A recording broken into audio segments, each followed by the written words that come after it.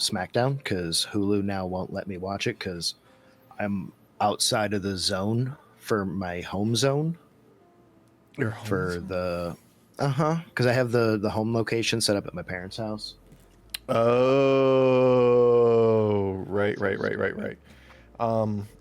Because you can't use live TV at 2 locations, apparently. What? Yeah. I didn't know it's that was a stupid. thing. Oh yeah, we just started finding this out. I don't know if this is some new thing or what. So, I'll be honest with you. When that whole shenanigans with Disney and whatnot happened, I got rid of Hulu and all that. I'm just gonna say I am currently a dual resident of, or was it triple resident? United States, Canada, and the UK, in order to get watchful eyes on the material. Oh, Get a VPN. Mm-hmm. Yeah. Yeah, I've been looking into that. Yeah, like now's the time to get it. Like I think there's quite a few that are on massive sales if you go annually. Yeah, there's a lot that I know a lot of YouTubers and stuff promote that they get sponsored by. Yeah, and Stephanie McMahon, her own podcast, is sponsored by I think NordVPN or something like that. Hell, they sponsored Which they- Critical Role several times. Mm-hmm. Made terrifying things from Sam.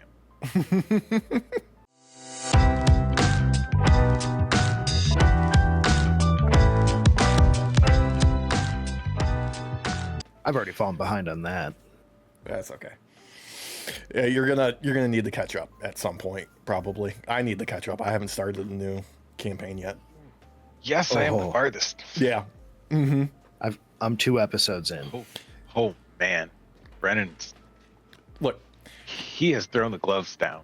as someone who has Came out swinging. Yeah, consumed a lot of Brennan Lee Mulligan's DMing in live action campaigns.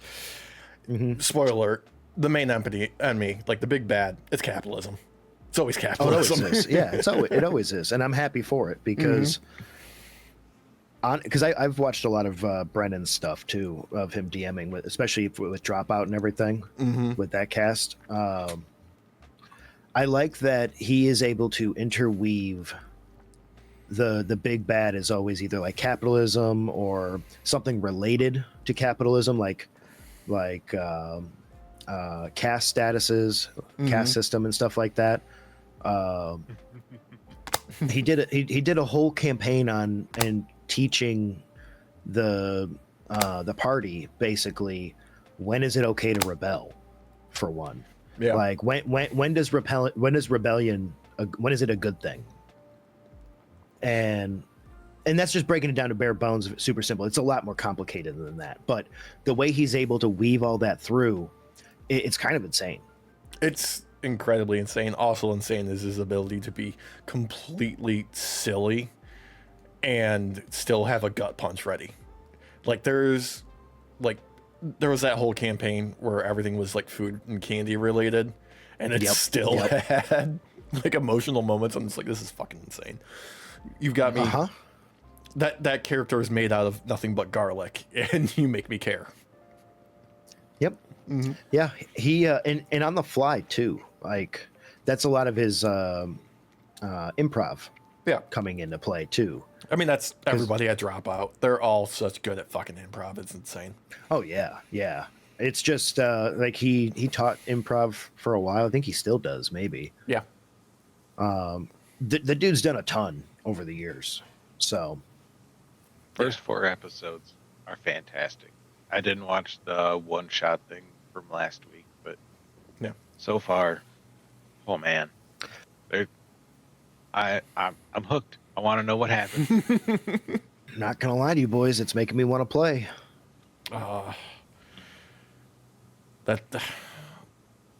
Yeah, I feel that. Luckily, there is some D&D stuff coming up that can scratch that itch too. Unfortunately, Wizards is dropping the ball left and right, but there's other places to fill in that gap. They've never held the ball. They had it. They for just a came moment. out with. They had it for a moment. Yeah, but it was like me picking something up and whoops. Yeah, exactly. Like you didn't even stand upright before you dropped it. All I got to say is 2014 Monk. Yeah, that's fair. That's fair. 2014 Monk. God, 2024 Monk even, and it's technically better. technically, yeah.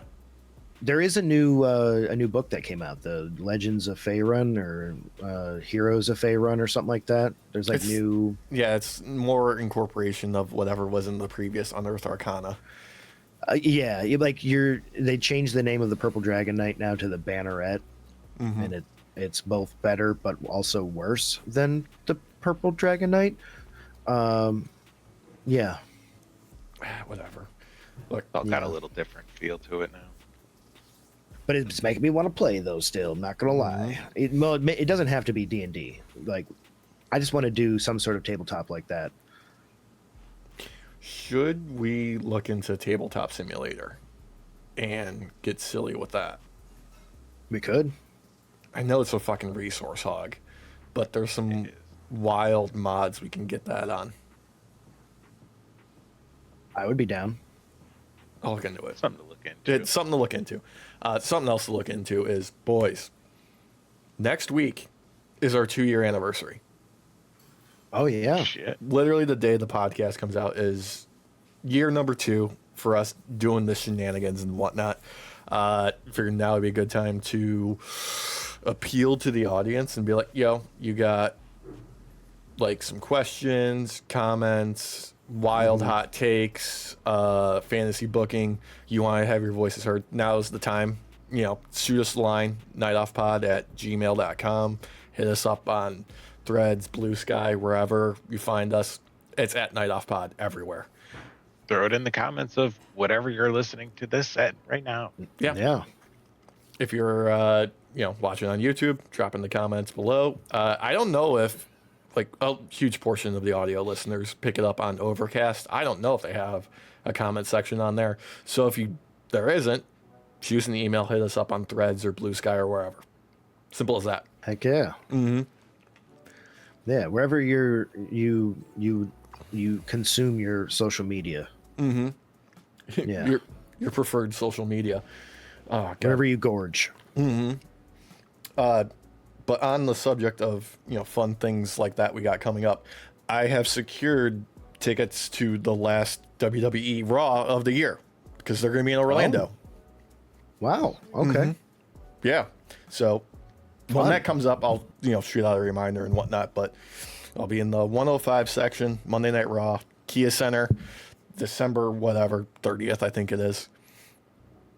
Wow. Okay. So are you going to be staying in Orlando then an extra couple days? Yeah, we're going to do like New Year's at like Universal Studios. Nice. Yeah. Nice. Because Get you some.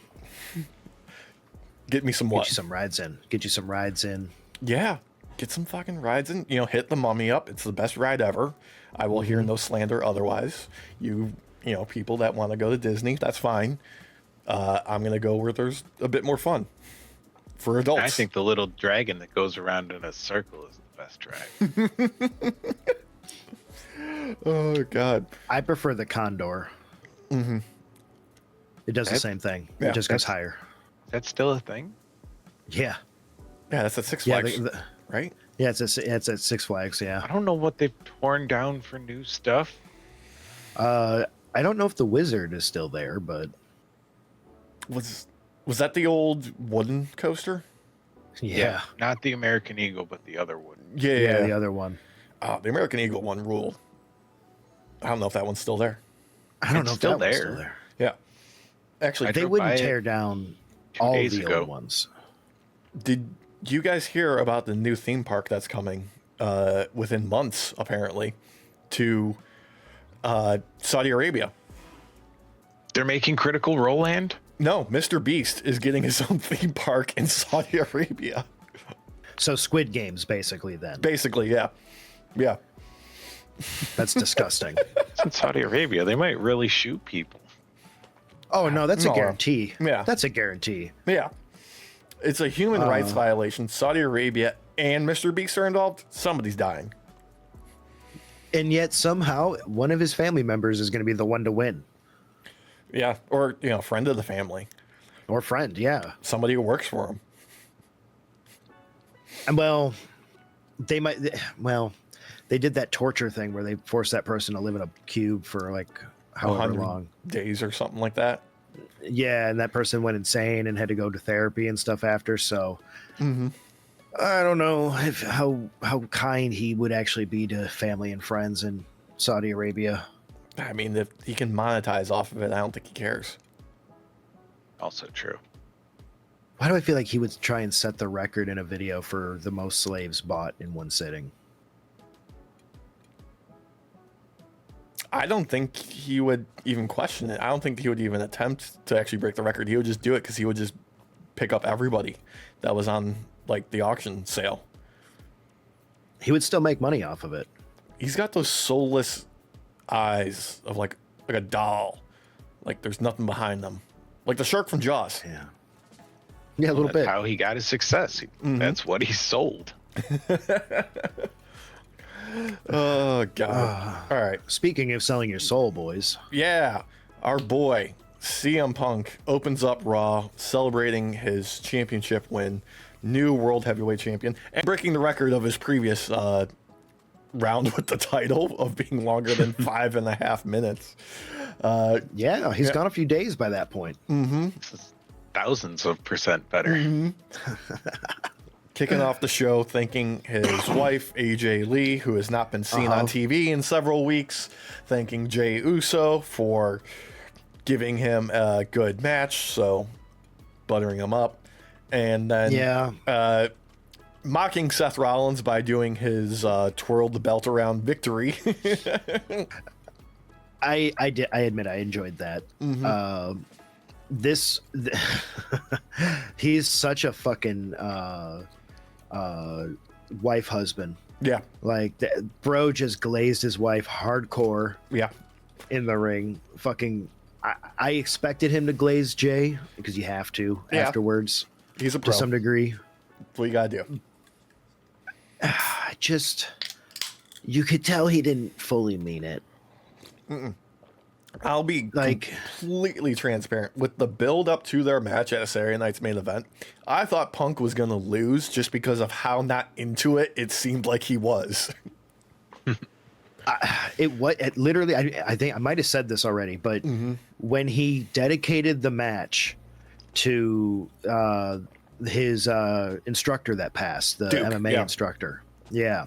I was like, oh, okay, so Punk's winning because they wouldn't have him lose when you dedicate it to the match to someone who just passed away. Unless you're Vince McMahon, then you're definitely gonna do that.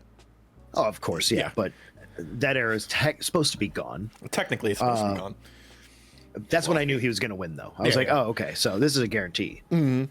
But as he goes on, there's sort of the tease of more opponents for CM Punk in the future as he name drops several people. We got AJ Styles, Dominic Mysterio, JD McDonough to Zero Pop, Finn Balor, Sheamus, which was weird. John Cena again.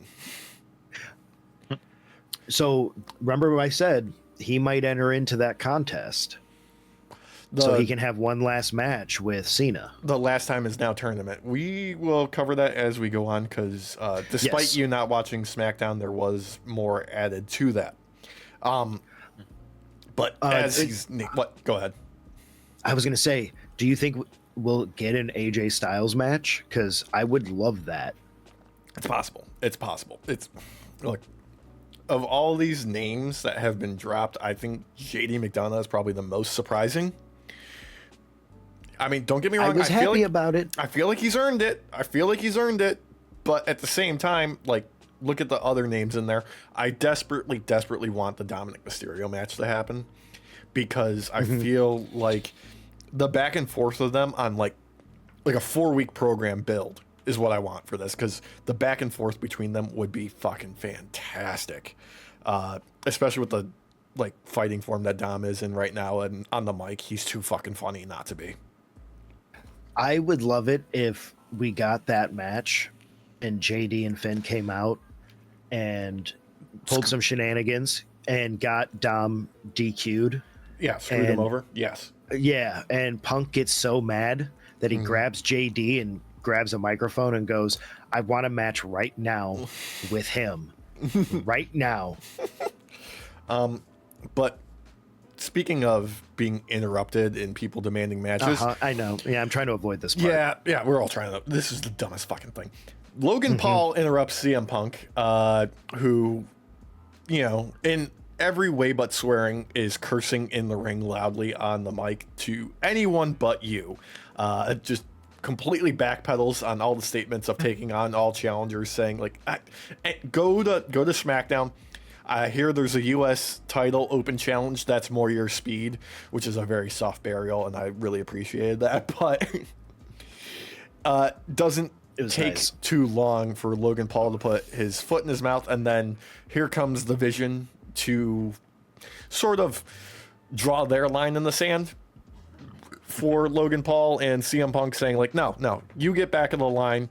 What did Paul Heyman say exactly? I don't see something. I just see a bitch without a leash directed at Logan Paul. I'm trying to remember the exact words. A bitch without an owner. Yeah. Without an owner. Yeah. So he attacked Logan Paul's character. And I don't mean like the character Logan Paul in WWE. No. I mean literally Logan Paul's character. Like he went after him. Like I felt like this was a little personal. I feel like it's kind of open season on him now that the Crypto Zoo suit has been dropped. Yeah. I feel like that opens it up a little bit more. I feel like we all felt what Punk was feeling the moment he realized it was Paul coming out. And God, how long has this been now? This has been since like April or something, since he's been like trying to get into the main event. The fans fucking hate him. God damn. Like it doesn't matter what town he's in, even his hometown. The fans fucking hate him, and there's no hiding it anymore. Like, this was the worst fucking tease because the Vision rushed the ring and Paul bails, but then acts like he's going back to go help CM Punk, and eventually gets in there and Punk breaks things up with a steel chair and whatnot, teasing a face turn for Logan Paul. And immediately I feel like I was going insane because I saw a lot of instant reactions of people being like, are they seriously trying to turn Logan Paul face? Is we getting a face Logan Paul? I'm like, no, obviously this is not lasting more than tonight at all. He wasn't selling it as like he's actually going to turn face at any point during this. It was transparent as fuck. So I feel like when the crowd, like, okay, so I don't think the crowd in the ring cared, because the moment he went back in and got his ass beat immediately, that's when everybody cheered. Yeah. We just want to see him get his ass beat. And I believe it was the morning after he put out a statement that Braun Breaker hit him in the balls for real, like that as a shoot. He took a ball shot, and that made me happy. Good. Everyone's reaction was like, "Do it again." God, please. Braun, he may be dynasty, right? Like he may be a nepo baby, technically to some degree, just because of the name he comes from. You cannot say that boy did not earn where he is. Look, like nepotism in wrestling is ingrained. It's a part of the business. Like it's a family business it's Carney family business the entire time. It's always has been, always will be. And nobody sees it as a negative because, okay, it's built in legacy. As long as you don't fuck it up, Ted DiBiase Jr., you're in good shape. Well, you just have to do the Marine 2. Yeah. It's the biggest Which payday. is technically the last one, though. Yeah. What? We're not getting into it. No, we're not. No. Instead, we're getting into something that was built off of last week. We got Stephanie Vaquer, and Nikki Bella taking on Roxanne Perez and Raquel Rodriguez of the Judgment Day.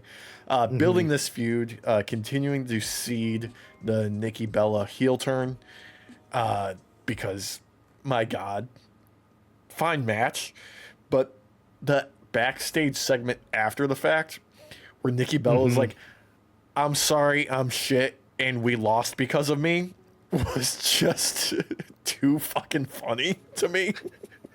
'Cause I'm just like, look, nobody would, like, if you were actually crap and sucked ass, like, there'd be something there to be like, oh, make an apology for. But she didn't do terrible at all. She just lost.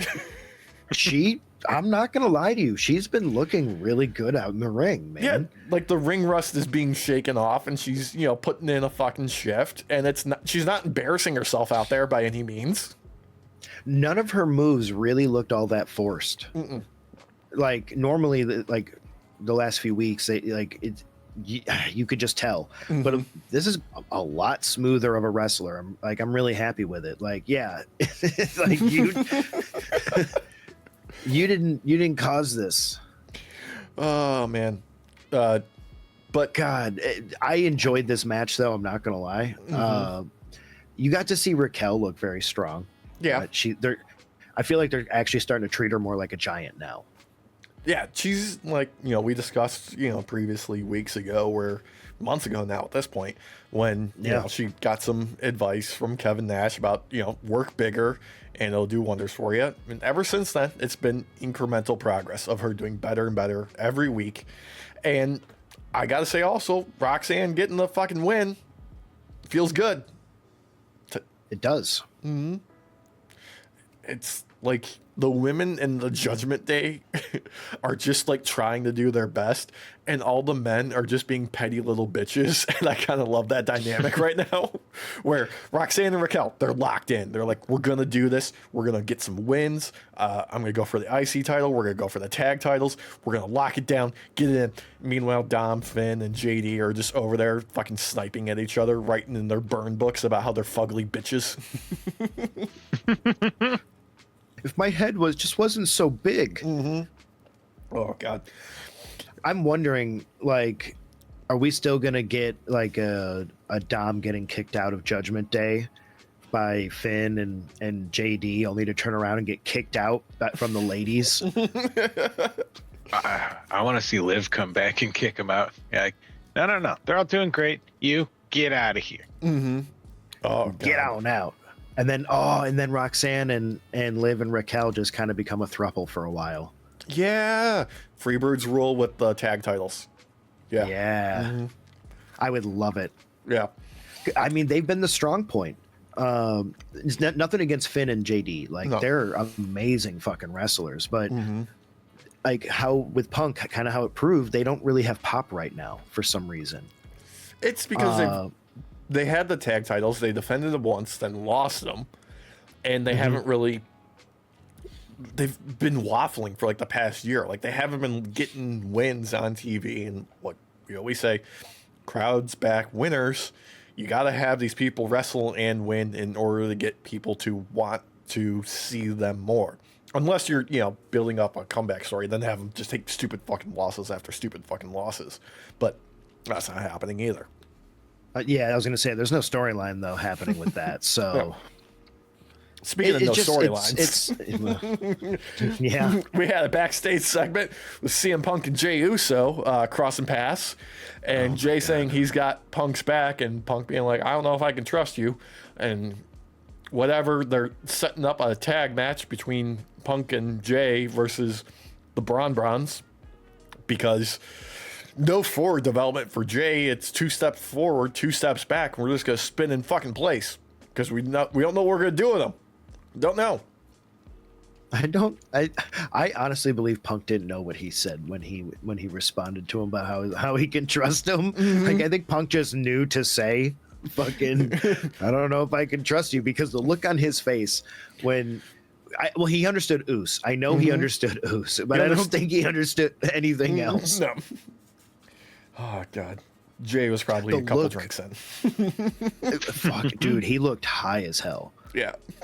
He's not. He looked stoned. I don't know where this is going at all.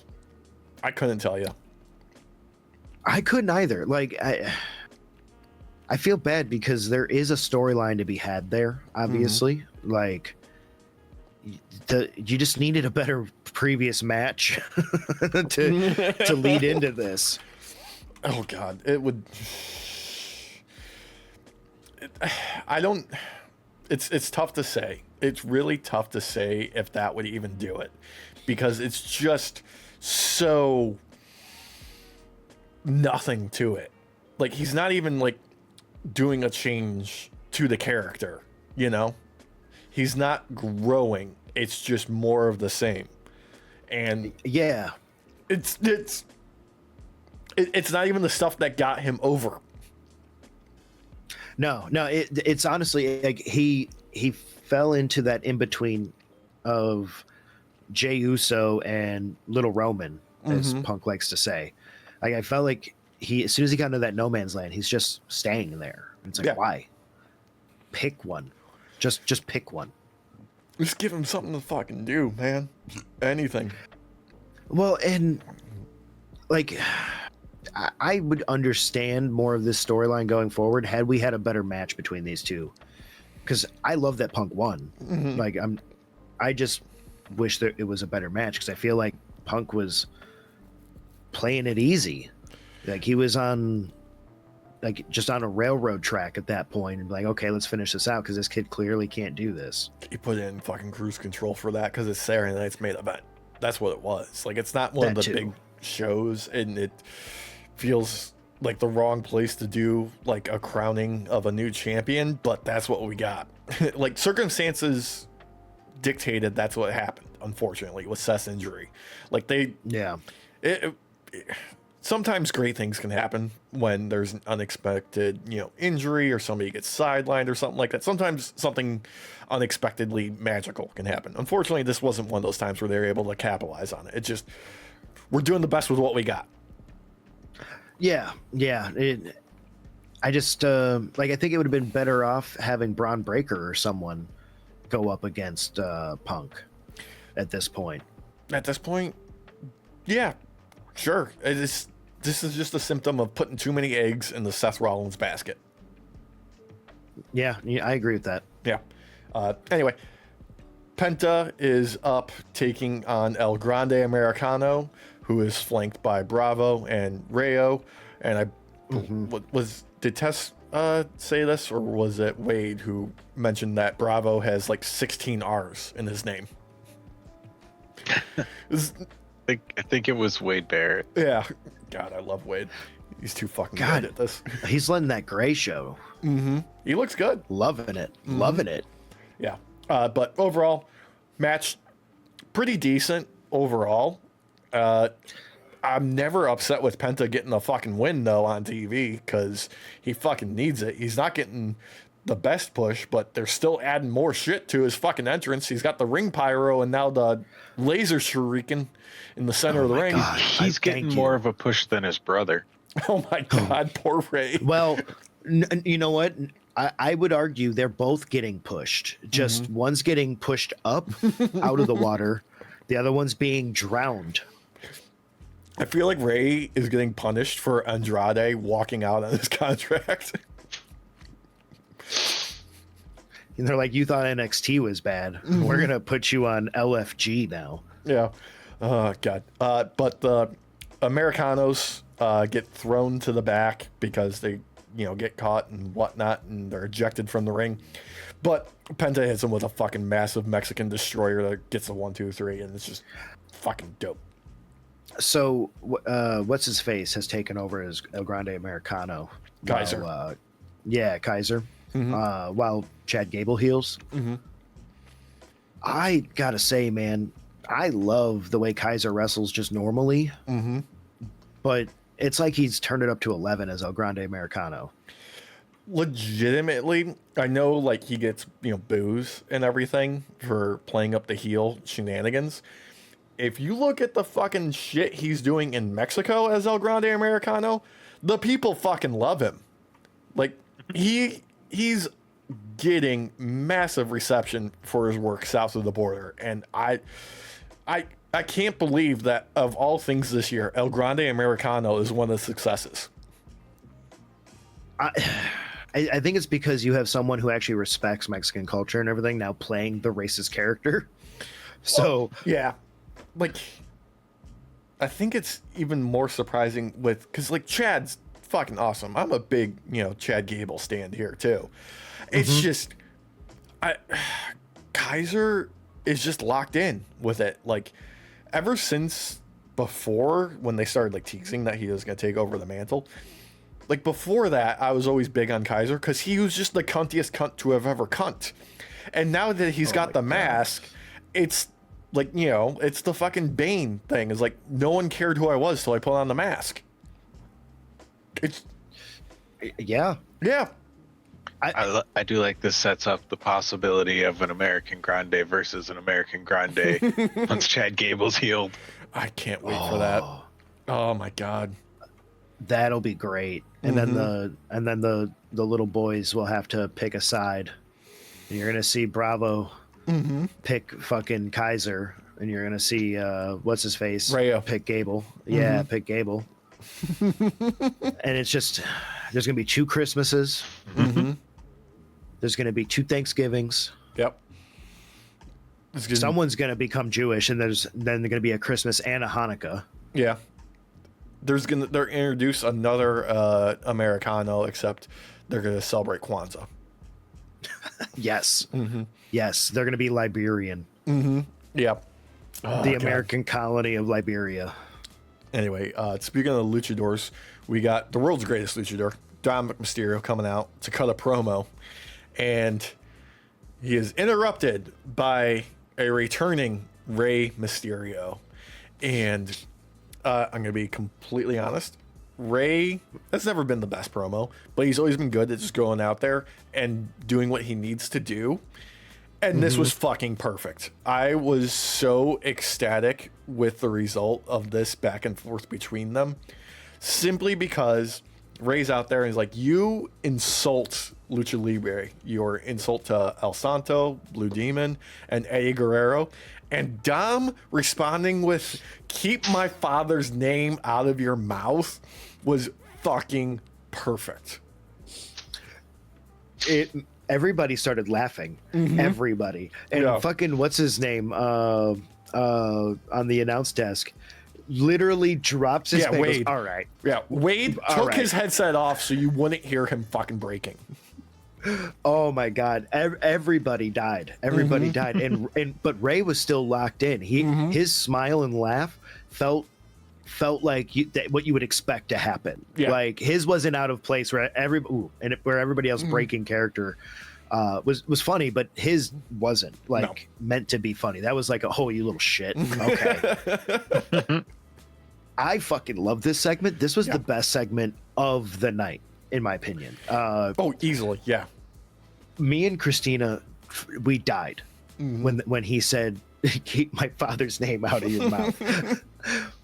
Had to rewind and watch it again. It was so goddamn good. Oh God. And this is, perfect setup for Survivor Series, which is going to be in San Diego, I believe. Yeah. So hometown reception for them. It's going to be fucking great. When Rey responds with, you can disrespect me all you want, but I won't let you disrespect Lucha. So like, I feel like we're finally going to get that father-son match we really wanted, like the actual showdown. And what's going to be great is they're going to put probably the AAA title on the line for that one. I don't know if they'll do the IC, but I feel like the AAA title, the Mega Champion, is going to be on the line for that. I can't wait to see because this is the only thing they've been creative like for the past 6 months on WWE is with Dom's cheating. I can't wait to see what they fucking cook up for them, because that has got me actually excited for a Dom match. It's fucking insane. If you told me that shit like 2-3 years ago, I would have said you were fucking crazy.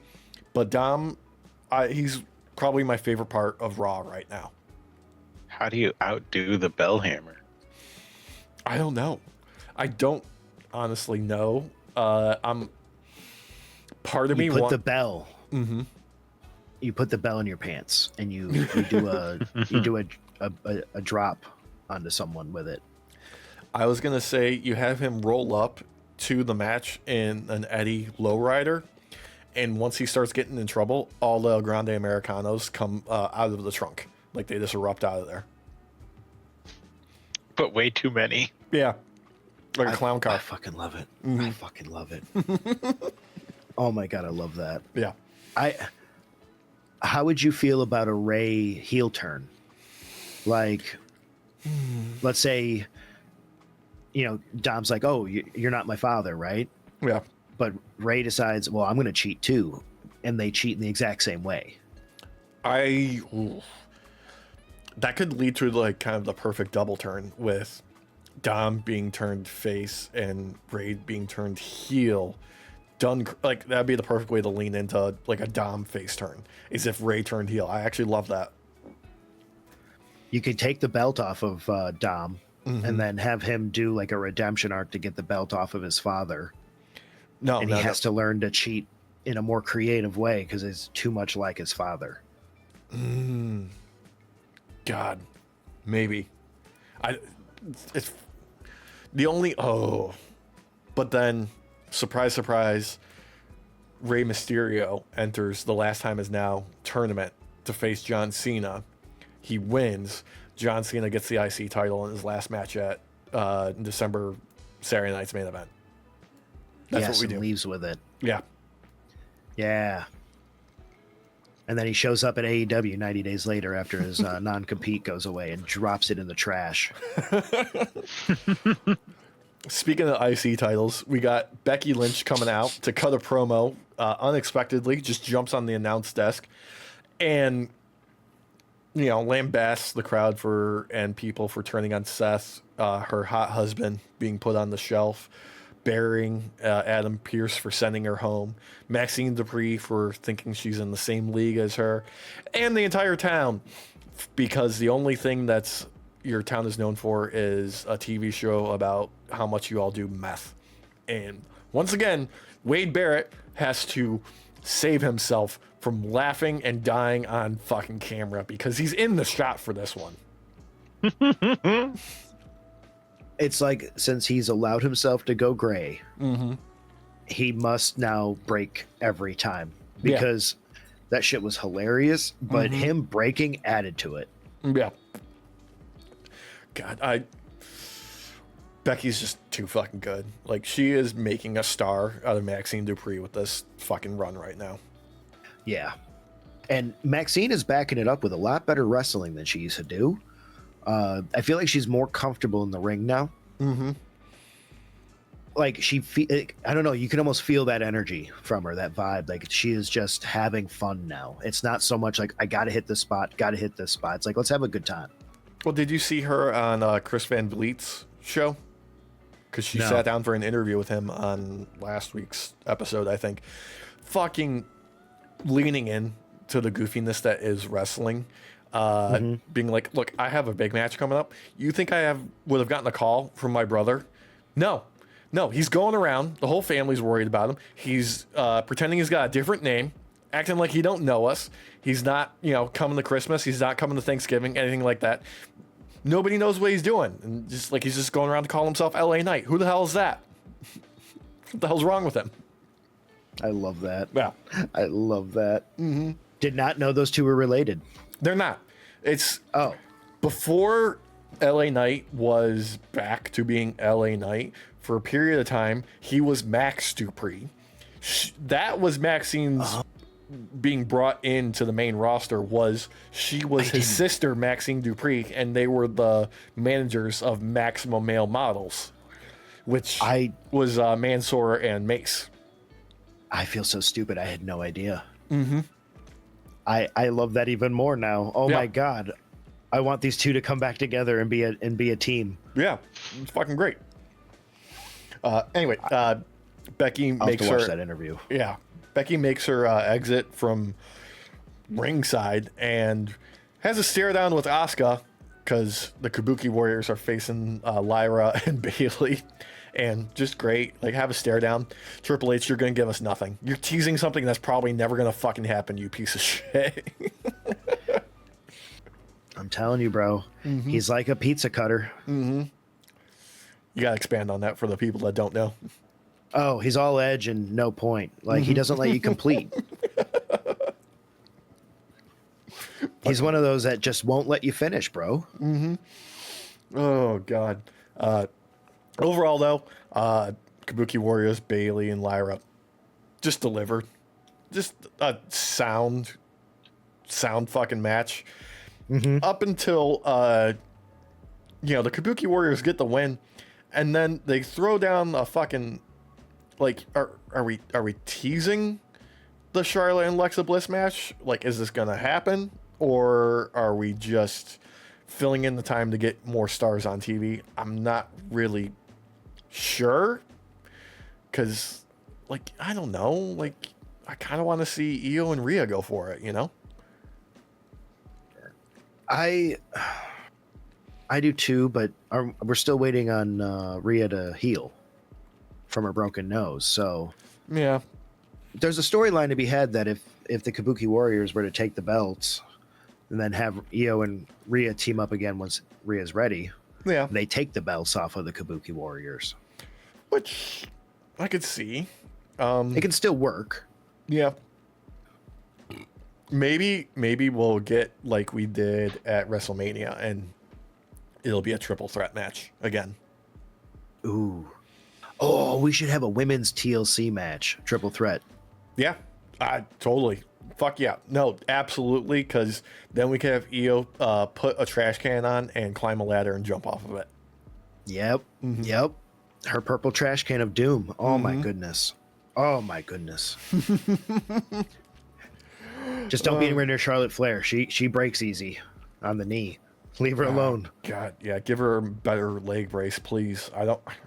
She's doing too good right now. I don't want to see her take time off because of an injury. God, this face turn that they've been doing, because I don't want to say like full on like baby face or nothing, but like this more leaning face. Yeah. I love it Yeah. for her character. I think she's honestly having fun. She's having fun and it's paying off, and I give all the credit in the world to Alexa Bliss for being the facilitator and that working. It's been great. And I don't know if that would have worked with anyone else. It might have, but I'm just happy we got what we got. It's fucking great. Speaking of tag champions, we got the Judgment Day getting the rematch against AJ Styles and Dragon Lee. Solid fucking match, right? I enjoyed it a lot. Great chemistry between all of these guys. Interesting that Finn Balor tried to use the shillelagh on AJ Styles.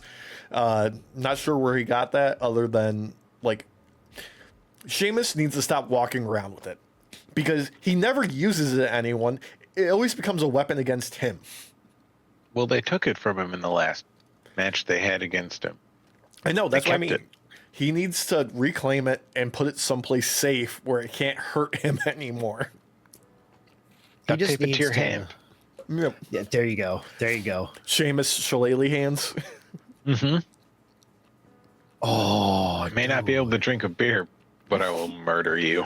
No way, dude. He'd still find a way. He'd find a way to do it. He'd down a pint of Guinness still. All right, gotta get the glass handle with the 2 sticks. And in which case, he's always ready for an old-fashioned Donnybrook. Yeah. The They can historical put kegs out there. old-fashioned Donnybrook. Yeah. Oh, No matter where you are. I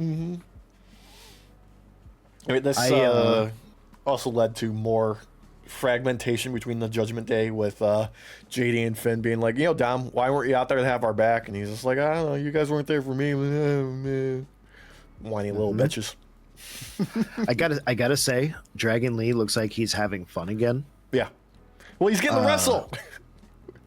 Well, it's not even just wrestle, but there's pop for him too, and I feel like he's having fun with it now. It wasn't this match; it was his previous match, I think, where he went full dragon mode and had his wings and everything. When they took the belts or whatever, Yeah. Had the black eyeliner and all that on. Dude, like he's loving it again. Yeah, it didn't make sense to pair him and AJ Styles together in my mind, like thematically, but in between the ropes, they're fucking great together. So I'm like, all right, well, hands up, like let them cook, right? Yep. I'll stay out of the kitchen. I'll sit at the table. I'll wait. Yeah. Uh, uh, Backstage, there was some more Paul Heyman shenanigans attempting to manipulate Jay, leading to God knows what. I don't know if this is this still Paul Heyman trying to cook with bloodline shit? I don't know. I'm of the mind that they don't know what they're doing, so he's just like, you know what? I'm just gonna do audibles here. Oh God. Adam Pearce is backstage to announce the first two of the tournament for the opening round of the Last Time Is Now tournament to face John Cena at Saturday Night's Main Event in December. First two people drawn, Rusev, Damian Priest, and then Shinsuke versus Sheamus. With the next two matches being drawn on SmackDown last Friday. Yeah. Yeah. Yeah. Hey, no surprises so far. I'm gonna call it right now. Shinsuke will either lose this match, or if he does win this one, he's losing the next one. Personally, I would like to. It makes more sense for Rusev to get the win over Damian Priest and for Sheamus to get the win over Shinsuke, just because at least those two have some sort of history with Cena that's been reestablished this past year. Yeah. I would like Shinsuke to go all the way, but we know. I don't know. It feels like they're treating Shinsuke Nakamura like early 2000s Big Show, where they're just going to keep turning him face and heel, and just on the whim of whatever the storyline requires when they need somebody to slot in for the week. It's annoying. I'm not a fan of it because, like, I love Shinsuke as a wrestler. He's a king of strong style, man. Like, he's got aura. He just does. He doesn't have to speak, and he has everybody on his side. Like, the entrance is fucking perfect. You know? Yep.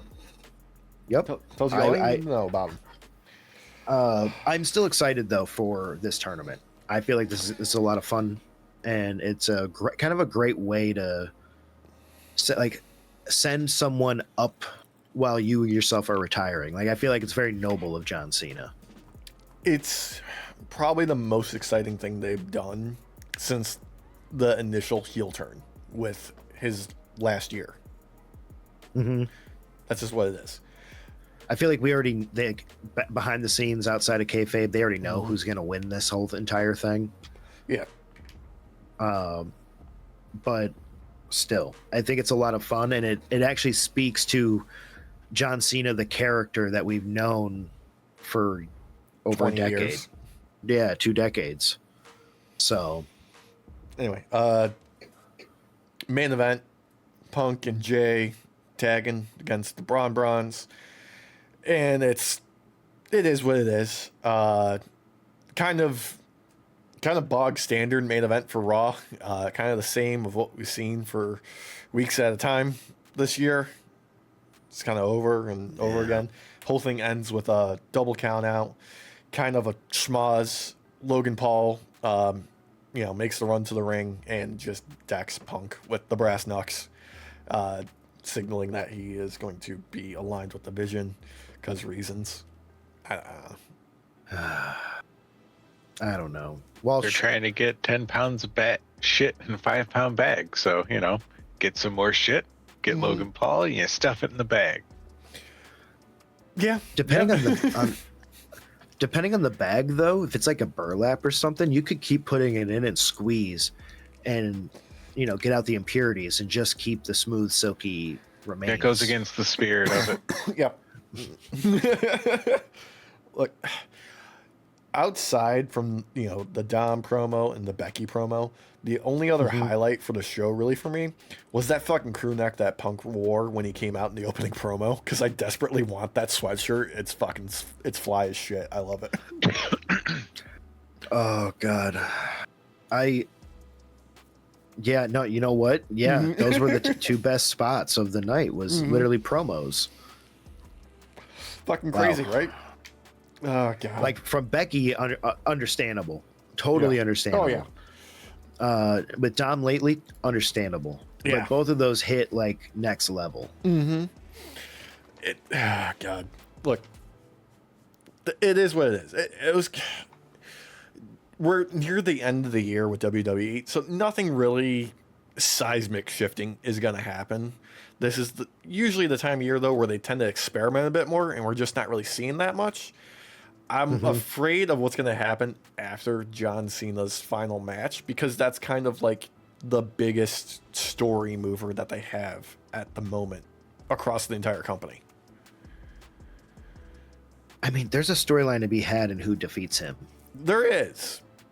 But what happens after that is what I'm worried about. Like, what's next? We get AJ's retirement run.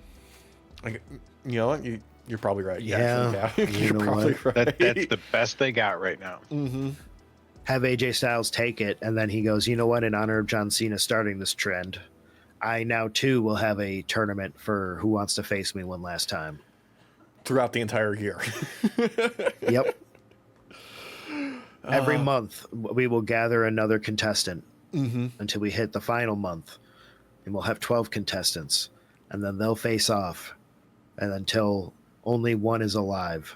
And that person will face me in the blood sport. We'll have a round robin followed by 2-man consecutive sack races. Ooh.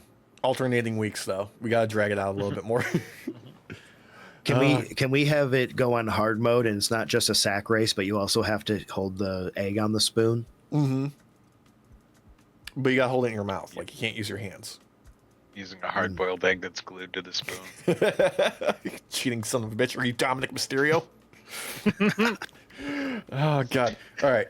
Derek, you didn't watch SmackDown. Walsh, did you catch any of it? A little bit, actually. This kind of flew by, I'm gonna be honest. Most of it was a blur, even though I rewatched it last night. Opened up, quick recap of Saturday night's main event, then Cody Rhodes comes out, do his, hey, I'm here, I'm still champ. Drew McIntyre couldn't get it done. I'm just excited to see who I'm gonna face next, so I'm gonna actually come out there with you, the crowd, and watch the show along with you, before Aleister Black interrupts with Selena Vega doing a rehash of the exact same character that they had with Karrion Kross and Scarlett. Like, they're just, Triple H is repeating his own homework. Like, No, we don't need this character. But we're going to have you play this character. yeah. Wait. Yeah. So they're just never going to use these people then, except for promo work now, basically, because that's what happened to Karrion and his wife and the Final Testament and that old man who never spoke. Paul Aaron, who was just there. He was there to fill out the numbers. Like, it was a quick fucking segment. It immediately set up that, okay, well, now it's going to be Cody versus Aleister Black. And moving on very quickly, like, seriously, this whole thing, like, opened up, like, including the recap from Saturday night's main event, it was like 10 minutes instead of the usual, like, fucking half hour you get on Raw. I'll take that. But immediately we get into U.S. Open title challenge, Ilya Dragunov getting called out by Tommaso Ciampa, who is there with Johnny Gargano and... Oh, fuck, I forgot her name. Derek, who are you always questioning why they were there? Oh my God, I feel terrible. I am so sorry. Johnny Gargano's wife. Oh... I say this joke so often that I've actually forgotten her. Oh my God, I feel so bad. Mrs. Gargano. Mrs. Gargano is there with Johnny Gargano, wife. Candice LeRae. Why is Candice LeRae there? Yeah, Candice LeRae is there with them. I feel so bad. Ciampa is calling out Ilya, And Ilya, in order to taunt him, says, "No, I will accept the challenge, but not from you. I'm going to take it from him." And him and Johnny Gargano just have a fucking rip-roaring fucking speed run of another match, which is not upsetting at all. There was zero fat in this fucking match. So they just fucking cruised right through it.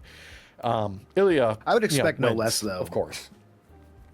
Like, those two, DIY, Gargano and Ciampa, they always put it on the line, 100%. Yeah. With every match they do. And with how Ilya's been on his return, I would expect no less from him either. This had to be a banger. Yeah, no, Dragunov is absolutely a guy. I could see them stretching out this title run for, maybe 2-3 months, and then immediately, okay, put him in the main event scene. He's just fucking entertaining between the ropes. I fucking love it.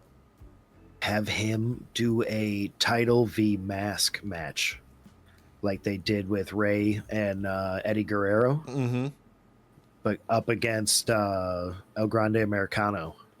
Ooh, but then you're gonna have to cross brands. We're gonna have to do that Survivor Series, Derek. Okay. Yep. That's when the tips are allowed to dock. It's the one time a year. We're playing tummy sticks. It's just you got to put one just inside of the fold of the other. Yeah. Oh God. And allow it to grip it. There's a break. We come back, and Jade Cargill is there making her first entrance as the new women's champ.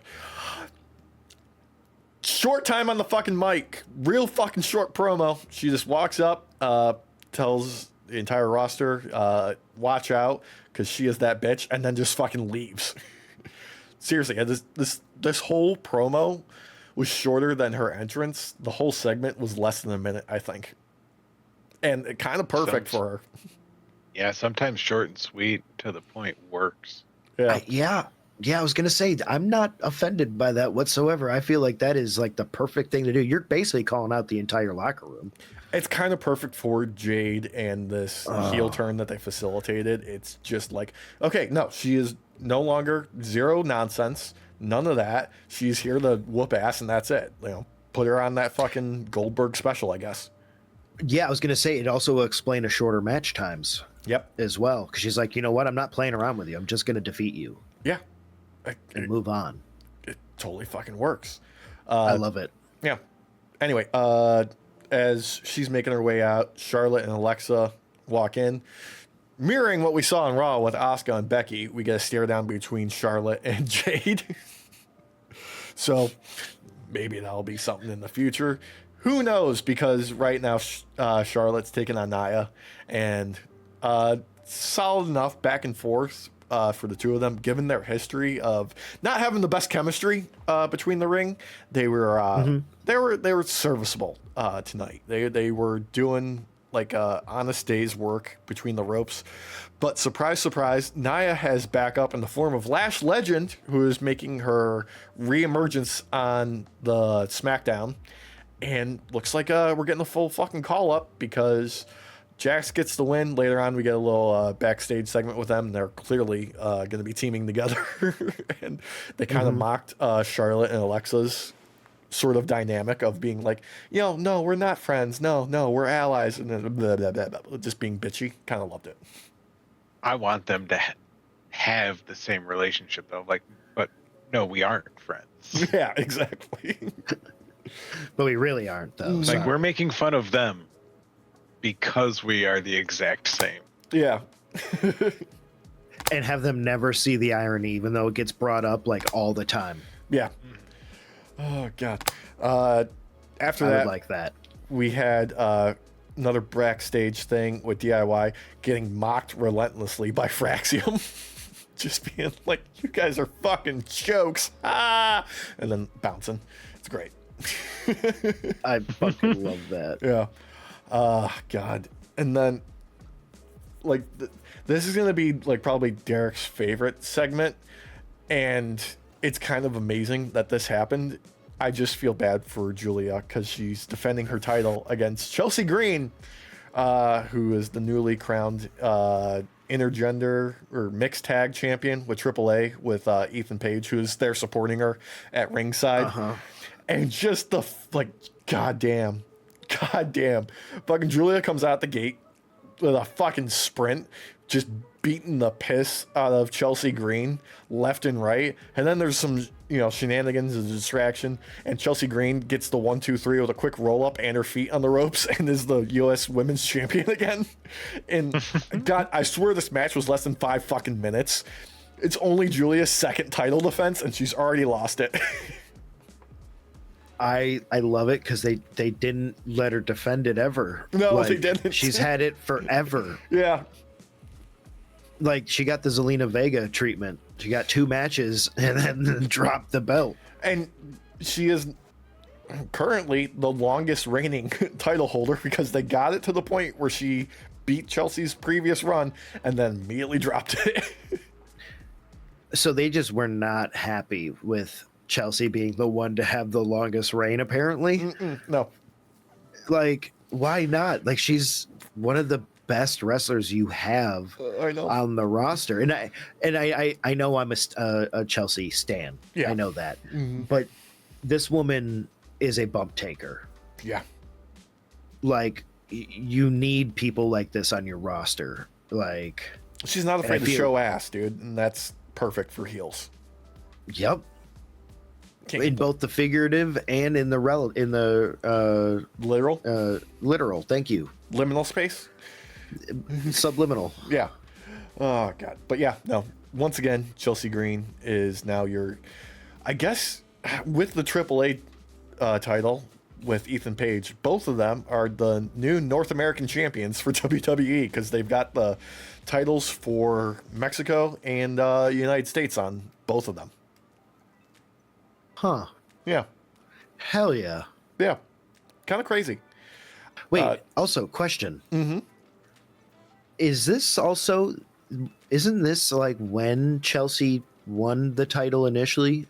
Like right around this time of year, last year? Pretty close to, yeah. Like, isn't this like almost the anniversary time of when she was the inaugural champ? Almost, yeah. Wow. Yeah. Wow. Yeah, Triple H is doing his own homework again. I mean, I'm happy Chelsea has the title on her. I just wish we had some more defensive matches that Julia got to have.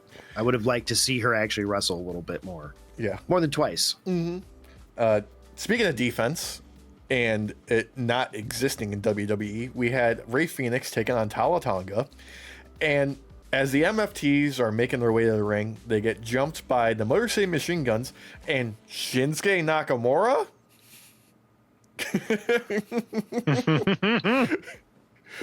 What? Yeah. He's just there. Is Shinsuke offended by the fucking Kiss fucking pandas? I guess. I'm not sure. I don't know. I feel like I missed something. And it just happened. There was no explanation because we got immediately into the match with Solo sticking to ringside while the rest of the MFTs are run off by Motor City Machine Guns and Shinsuke. And Rey Fenix kind of tries to run wild right in the beginning. He just gets shut down and proceeds to get 0 offense in for the rest of the match until he gets fucking choke slammed by Tala Tonga and takes the loss. And then afterwards, they're putting the beat down on Rey Fenix, and Sami Zayn runs out with a chair to make the save because we need something for Sami to do. So he's feuding with Solo and MFTs now. Okay. Yeah. Like, all right. Like, I guess we're all offended by these fucking Kiss pandas. Yeah. So, I get it. Oh, I forgot about the dumbass fucking segment that was backstage with them. God. Solo's got his boys back there, and he's like, we all did real good last week. I'm proud of all of you. We're doing great, but we need to be doing better. Those tag titles that the Wyatt Six have, we're bringing that back to the family. That U.S. title, we're bringing that back to the family. We're all bringing these belts back to the family. Nobody's going to stand in our way. They walk off screen. The Wyatt Six just emerge from the shadows. And then, like, Eric Rowan just like holds them all back and goes, "No, not yet," for some reason. So the Wyatt Six didn't even make the jump. It was the Motor City Machine Guns and Shinsuke when they're setting up the feud with the Wyatt Six. So whatever. Maybe that's why not yet. Yeah. We'll let someone else beat the crap out of him, and then we'll swoop in and take all the stuff. I guess so. It's a good plan. Yeah, for heels. So I guess the Wyatt Six are heels. Well, they're spoopy, so They are spoopy. They're doesn't matter how good they are. You're always a little evil being spoopy. Mm-hmm. Oh god. Like it's like harnessing Freddy Krueger to unalive your bully. Mm-hmm. Mm-hmm. Oh god. Anyway, main event is Aleister Black taking on Cody Rhodes. Non-title match. This is just a fucking match to have a match. Yeah, decent work between the two of them. They've got some practice with each other, you know, over the years between here and AEW, and kind of the back and forth nature of the booking between the two of them. Unfortunately, Drew McIntyre shows up and just fucking claymores the fuck out of both of them. And like and the ref. Yeah, and the ref. Yeah, the same ref, by the way, who fucked him over against Cody the past several times. I think he's the one that always kind of looks sad, scared. Yeah. Like I said, Cody's not turning fucking heel. He's not turning fucking heel. I don't care if he cheats. They're doing the same fucking shit they did in AEW with him, where he's gonna be a heel but not a heel, and refusing to actually do the full fucking turn. So Drew McIntyre, still the bad guy. But right. Yeah. Well, actually, in this case, he's now even more wrong, because Nick Aldis stomps out there and suspends Drew McIntyre indefinitely. Question. Yeah. Didn't Drew get suspended this time last year too? Probably. Right after the Punk match? Damian Priest also ran out there to even out the odds, because he's still feuding with Aleister Black because of R-Truth, even though R-Truth doesn't care about that anymore. Hold on. Yeah. The fireball spot from their previous match, he's recovered. Forgot the other R-Truth spot. Oh, with the balls. Uh-huh. Yeah. Well, yeah. he wants Nick Aldis to have his balls. Mm-hmm. Yeah. Because they got the tumbler for the tournament, and he was handing him 2 balls for him to put in there. Nick Aldis, very confused, is like, "Truth, I've already got your balls in the tumbler. You're good. You don't need to give me these balls." He tells him just to hold on to his balls for him.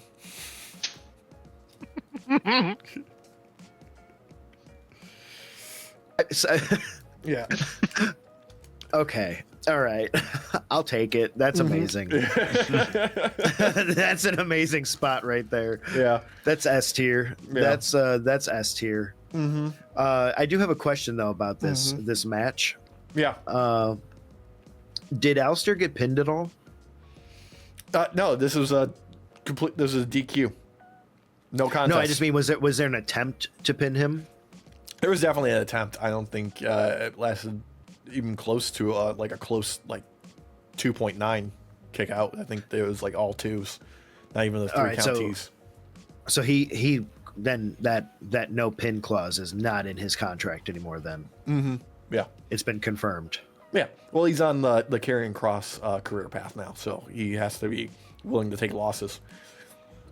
God, they're just gonna walk out of that contract and have to pay him a lump sum. Mm-hmm. They're gonna be happy to do it. Yeah.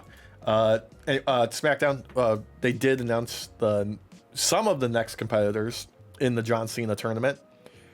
First up, we have The Miz taking on main event Jey Uso. Mm-hmm. And LA Knight versus a mystery opponent. Surprise! Jacob Fatu. Joe Hendry. Dwight D. Eisenhower. Chris Jericho. Hang on. No, let's go a bit further. Hulk Hogan. Oh, dear Lord. See, that's not going to be a skeleton. That's going to be a zombie. Mm-hmm. Mm-hmm.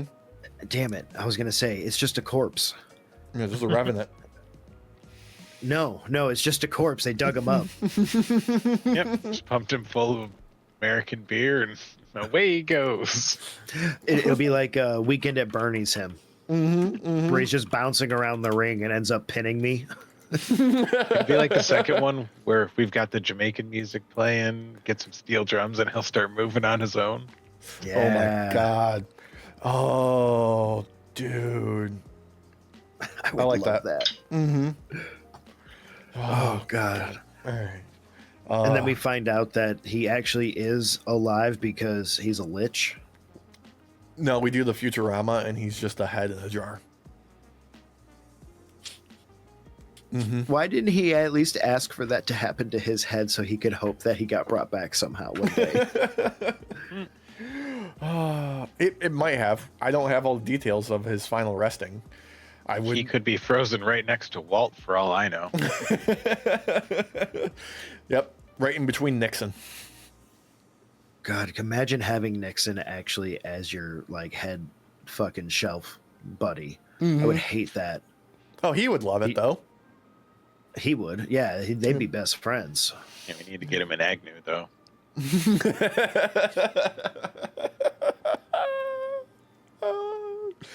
Oh shit! All right. Bravo, sir. Bravo, sir. Dynamite this week. Repercussions from Fright Night Dynamite. We got Tony Schiavone coming out to make an announcement of a new national championship with AEW, as Tony Khan teased just prior to the show going live.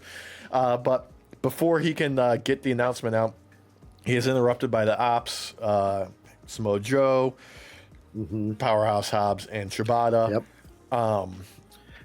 Powerhouse Hobbs cannot help himself but smile and point at people out in the crowd and say hi. I fucking love that man can't stay in character. He's just a joyful person, and like outside of this, you can tell. He went to the school of acting where he learned that acting is all about reacting.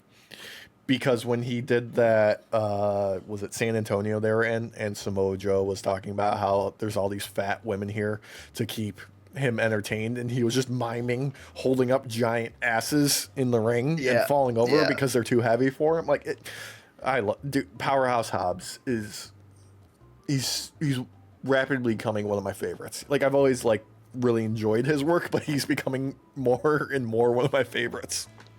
It is hard not to laugh when he is literally miming shit. Yeah, because he also Joe was at first promoting the women in El Paso or wherever that was. I don't remember where, but so Hobbs was San Antonio. So Hobbs was yeah, and then no, y'all fat and ugly. He's oh god, and switches to that. I mean, Walsh, I don't know if you saw it, but he one to the next, literally. It was good. Yeah. Immediately, Samoa Joe is crashing out about Tony Schiavone playing a part in Hangman Page's surprise attack on him last week.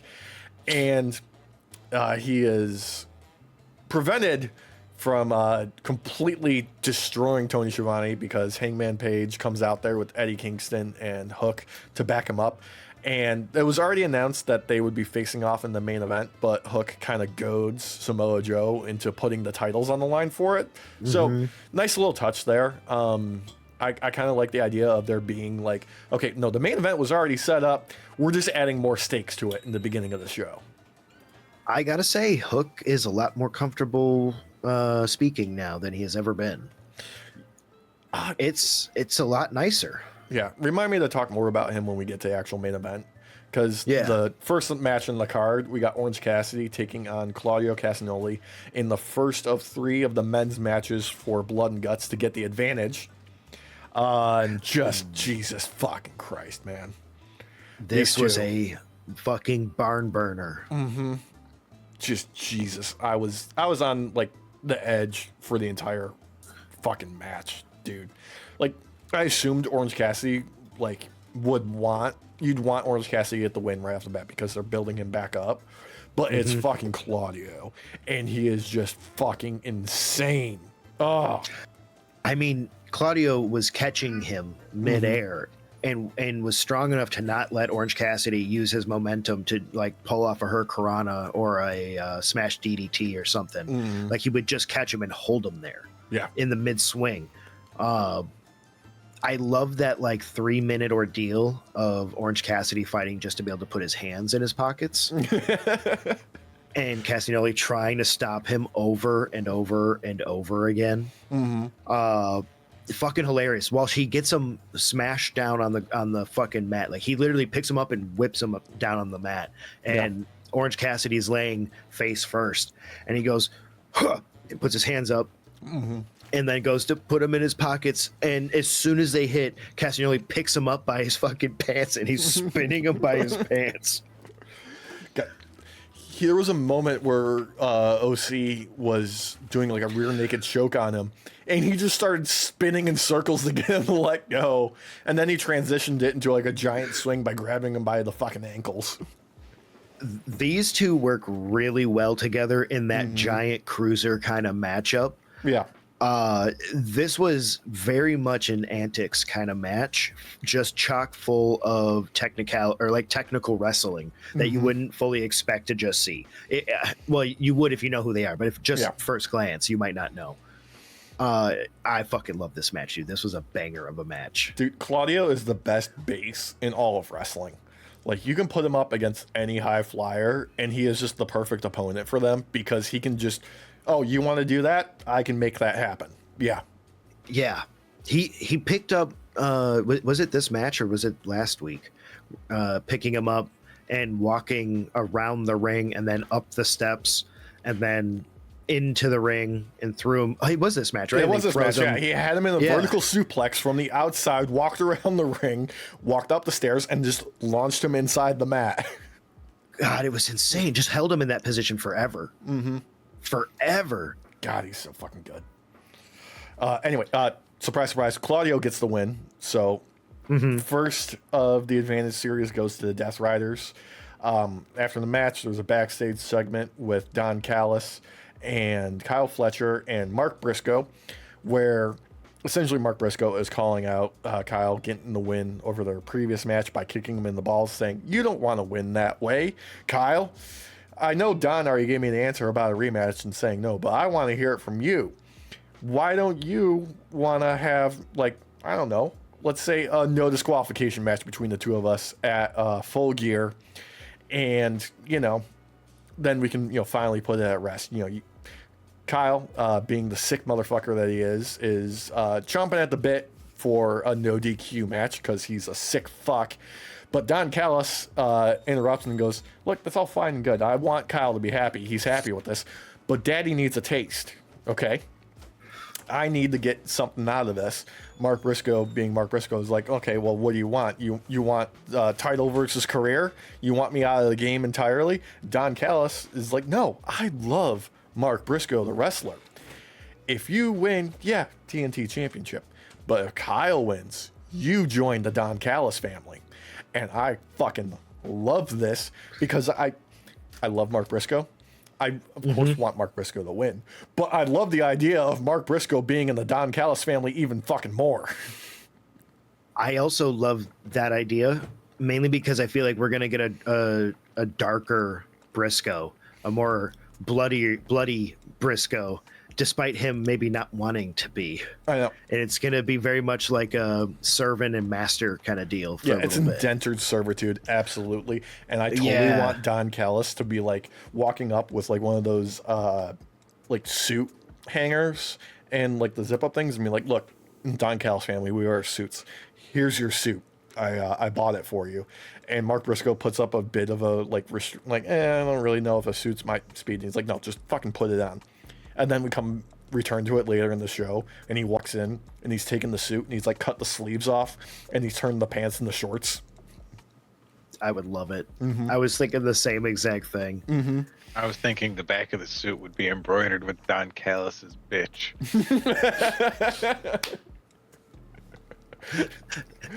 He leaves that part on to still please Don Callis.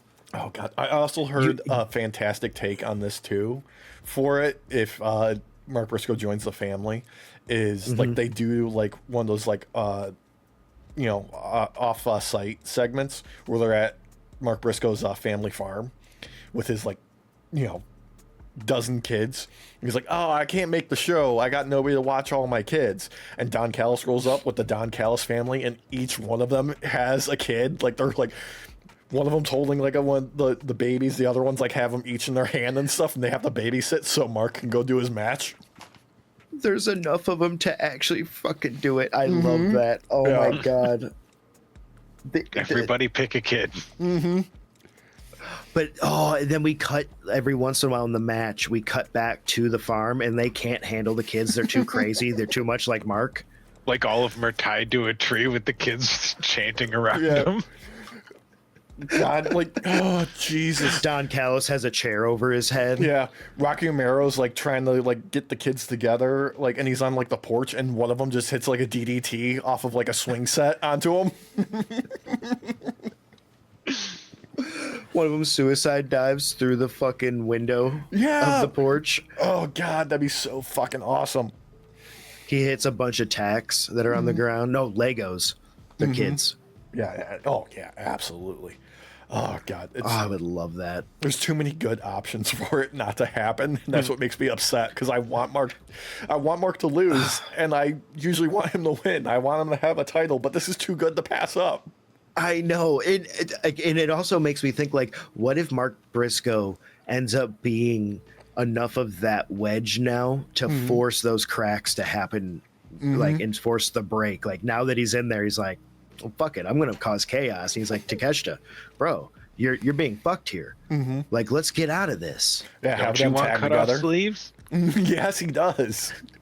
And, oh my god, Konosuke Takeshita and cut off sleeves and like the camo cargo shorts that Mark Briscoe wears. Dude, and fucking steel-toed work boots and shit. Yeah. Hell yeah. Oh, fucking money. Slamming beers and Superman punches back to back. Yes. Oh god. Speaking of money, we had another entry into the women's tag tournament. The Babes of Wrath, Harley Cameron and Will Nightingale, taking on Mercedes Moné and Athena. And Jesus fucking Christ, man. This was so fucking good. I am so upset for the wrong reason. Like, I love that Willow and Harley Cameron won, but Athena and Mercedes Moné are so good at being a tag team. I need them to keep this going, because they were fucking awesome. This match fucked. Oh god, I'm not gonna lie to you. I expected Mercedes and Athena to win this. Like, it just felt like it was going that way. Yeah, I don't. This, I don't want to say it was an upset or anything like that to have them lose. It was a surprise. Yeah, because we've been seeing Mercedes on a tear through almost no matter where she goes, but AEW is like kind of picked these perfect moments for her to lose, to remind you that she's not invincible. Yeah, and god damn it, it's their new titles, and rightfully so. They should be used for people that don't get as much TV time. They don't have as much star power as other people. That is fine. I just really want them to keep Mercedes and Athena working together, because they have great chemistry working together and working against each other. It's fucking awesome. I could watch these two wrestle forever. You could literally do an entire storyline of Mercedes wanting to add belts to her collection by doing the tag team stuff now and going around and taking tag team belts. And then the moment they lose a tag team belt, Athena turns on her. Yeah. And goes after the belts. Oh god. And then they blame each other. Oh god. And whose fault is it? Match over and over and over and over again until all the belts are stripped. God. Yes. First one's gotta be like a double knockout.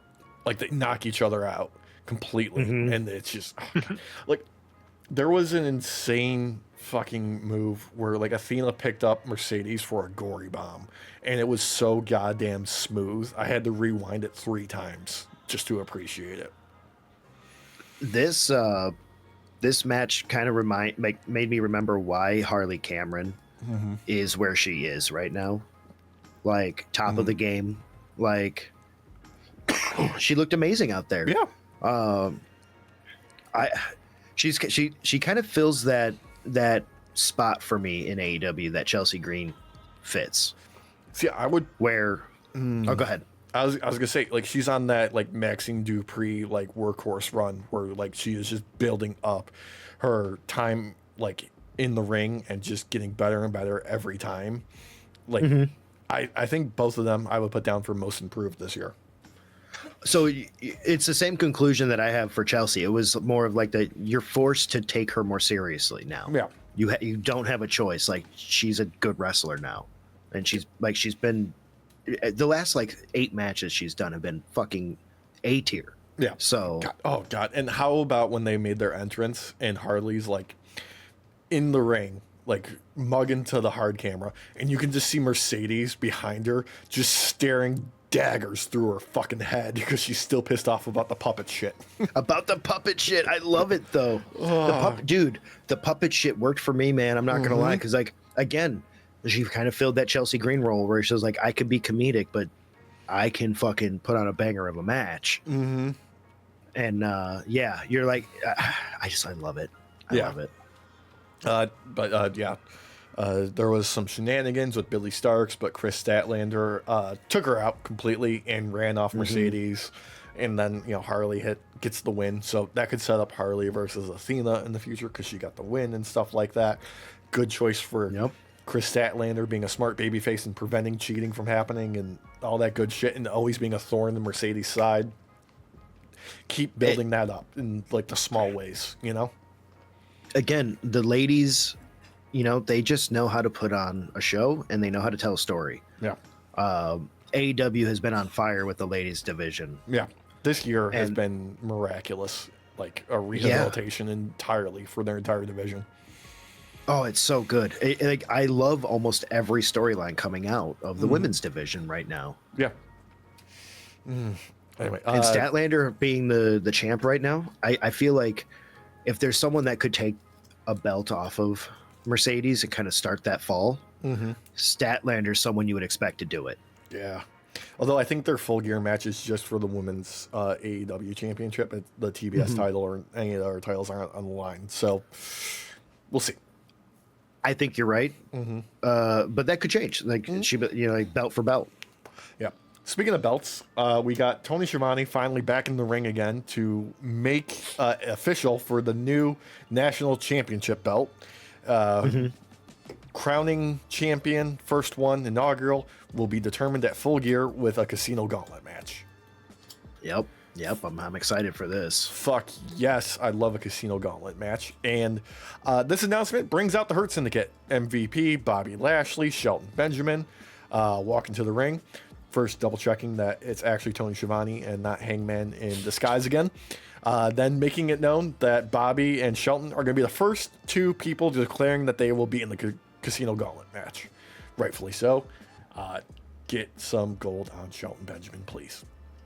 Dear fucking God, yes. If between the two, if it came down to between the two, I think it would end up being. It's a hard call though, because like Bobby may be bigger, but Shelton's smart. Yeah. Like they're both so fucking good. It's a toss up between either one. I kind of like that about their dynamic because then like neither one of them is like the designated like pin eater, and it could go either way. But regardless, before they can finish Ricochet and the Demand make their entrance, come out to commend the Hurt Syndicate for being old decrepit motherfuckers, still putting in the effort to wrestle. And then saying that as long as he's around, that they're around, they will no longer have any titles whatsoever. And MVP just keeps cutting them off, and the 2 of them are just having a shouting match back and forth. It's kind of silly, but pretty funny. It's fun though, because I actually enjoy this rivalry because like Ricochet's been at the top of his game lately as being an absolute just shitty little fuck. Yeah. And this is no different. Like he knows how to needle everybody. Yeah. Like he's calling them old, but he's only like 5 years younger Yeah. than these guys. Like, Look, he's balder than these guys in many ways. I like their dynamic, sure. The only thing is, like, we've kind of already seen it. I want to move on from this. Sure. And more than anything, I want Ricochet to be going after Hangman right now because I feel like their dynamic would be so fucking funny. I could see a lot of fun coming from that. Yeah. I think what would be a nice cherry on top is if in the middle of it, Swerve was to just like absolutely destroy Ricochet to then be like, no, you're facing me now. Yeah, I can see that. All of it could work out. Well, there's still time. There's still time. You know what, Alex? It's all on demand. Nice little golf clap for that. That was good. That was good. Thank you. Up next, we had another men's blood and guts advantage match. Daniel Garcia taking on Darby Allin in just a solid fucking match between these two. Like, just good shit from fucking Garcia bringing fucking intensity and Darby just being completely unfucking killable. This match fucked. These two pair up really well against each other because Darby will put it all on the line, and Garcia is such a technical wrestler. Yeah, it's insane. And let's be honest, like fucking the shift over to the Death Riders for Garcia, him becoming more vicious and an actual evil motherfucker on top of it, totally in favor of. It's probably long overdue, like we said before, but Jesus Christ, this is kind of what he needed. Yeah, it was kind of getting stale with him. He was like a rudderless boat, basically. Yeah. And I feel like this gave him direction, and I'm happy with it. Because he gets to really show off his technical skills, his submission skills that a lot of times don't always get shown off. So, yeah, oh god, but solid all fucking around. Darby getting the win, which thereby forces the third match to happen on Collision, which is Moxley versus Roderick Strong. Yep. Another rematch. Yeah, and then got another fucking all-time segment.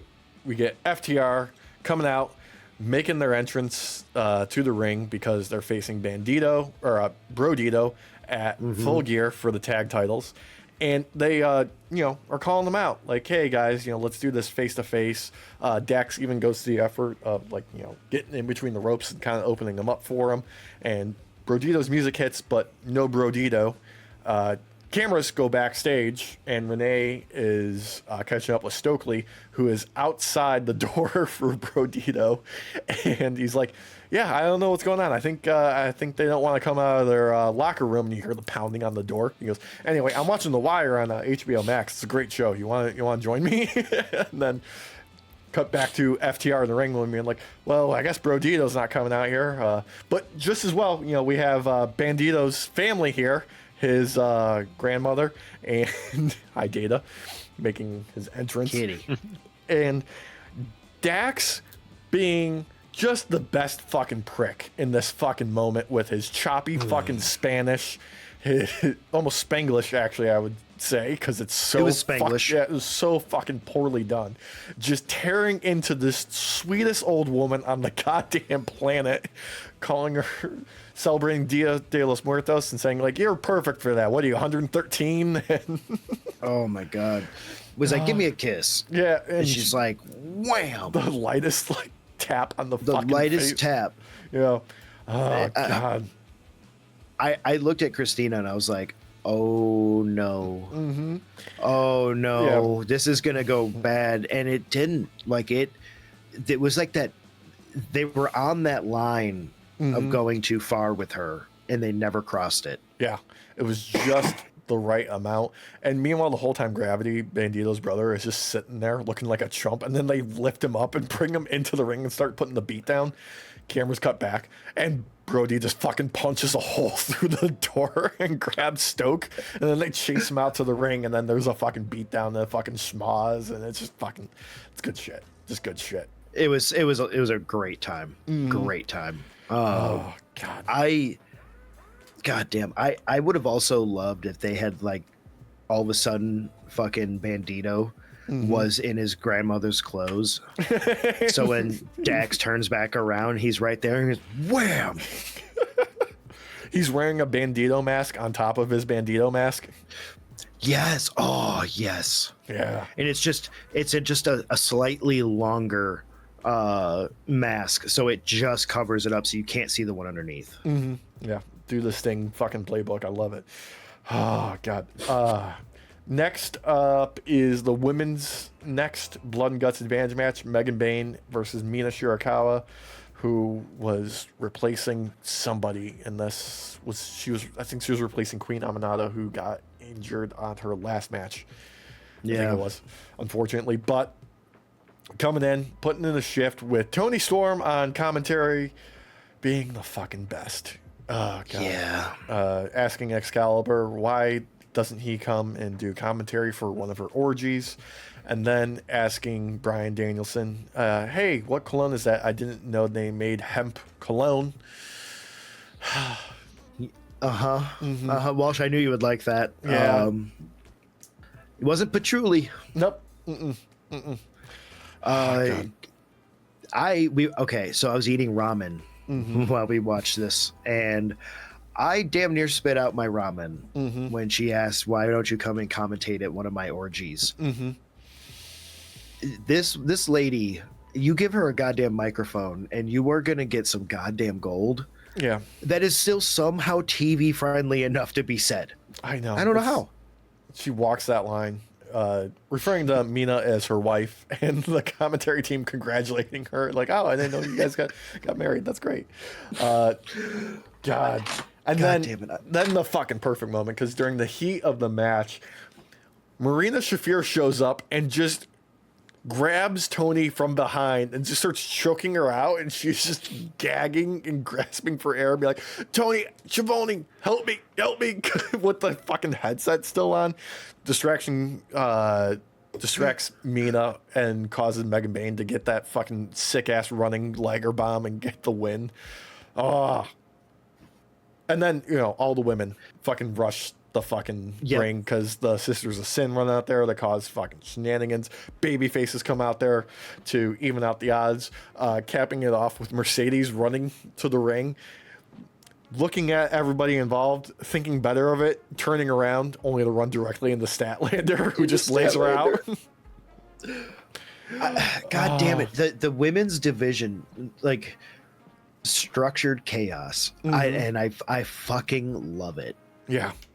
God, there's like the saddest thing about it, unfortunately, is there's so many like things that I wish we could also have on top of this, because I would love to see Queen Aminata involved in this. I would love to see Penelope Ford involved in on this, because they were on such a fucking rise, and unfortunately they're injured, and they can only do so much with that. I'm just sad they're missing out on it,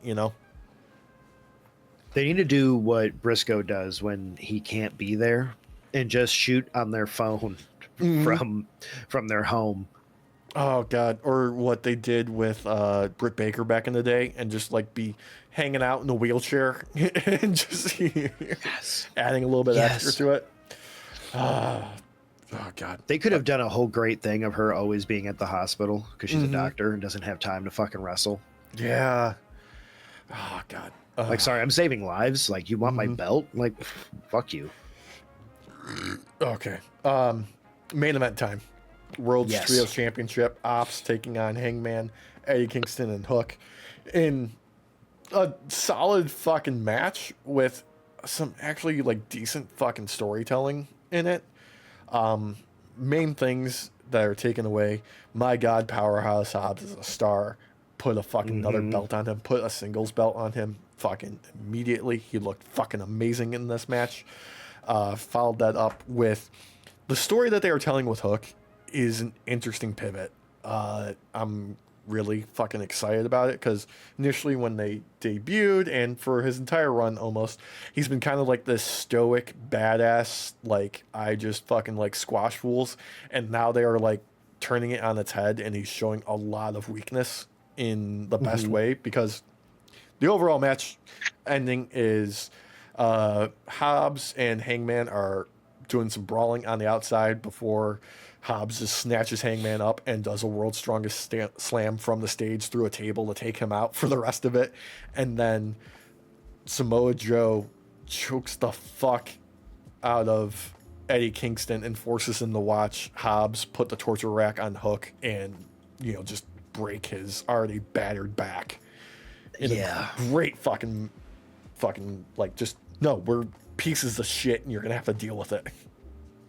And it's crazy too, because like with Eddie's return, like, so it's been like kind of mixed for some people, but this sold me on the role he plays now in not only the company, but like it with Hook. Yeah, it's starting to make sense. Like the pieces that have been put in place are starting to, form a fucking picture, and it's fucking awesome. And my God, I was not expecting Shibata to be so good at being a fucking dickhead heel, because he was laying it on fucking thick and having fun with it. Yeah, and it makes you wonder, like, because as you said, put a belt on Hobbs. What if Samoa Joe takes the belt off of Hangman this time? Then we have some fluctuating between the ops, you think? And have Hobbs take the belt off of Samoa Joe, or attempt to at least. I could see it. I wouldn't be up. Like, I want them to keep what they're doing with Hobbs, because like when he was first brought in, he took a lot of losses, like everybody does, and lately he's just been on a fucking tear, and it's fucking working so goddamn well. Like, I love seeing him on screen. He looks like a fucking monster. He does, and I think one of the best parts about it is he still, despite being a heel, waves to fans, points them out while he's coming out and everything. Like, it's one of those, like, I'm just better than everybody, so I'm an asshole about it. So I'm just gonna point at all you and still be lovable. Technically it's like breaking character probably, but I fucking love it. And you pair that up with him just being an actual powerhouse in the ring, and god damn, Walsh, whenever this man is in the ring, it is inevitable you will get a meat chant, like literally. Yeah, he is nothing but fucking meat. Like, he is the meat of all meat, and I'm here for it. It's just so fucking awesome. I want to wrap up here shortly, but a couple of news items to run through, some rumors, some shenanigans real quick.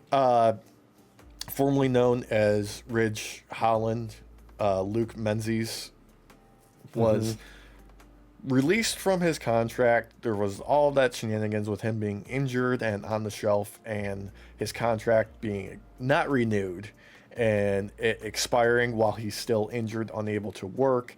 And he put some thoughts out on like social media and stuff like that about like, I never thought I wouldn't be able to pay my mortgage, just kind of like being down in the dumps. With days left on the actual contract itself, WWE canceled it, citing breach of contract shenanigans, which could put him out for a whole another fucking year with contract shenanigans. He got some attention for a GoFundMe campaign that was popping off like crazy. Apparently, he did not set that up. He did not set up the GoFundMe. It was set up by a family member. He's had it put on pause until what they can kind of clarify things and get things sorted. And then once it re-ups for the amount that has been donated, he says he's just going to donate it to charity.